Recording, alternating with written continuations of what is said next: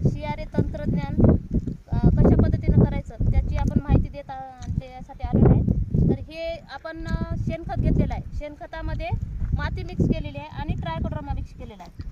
तर हे ट्रायकोडर्मा कसं बुरशीजन्य असल्यामुळे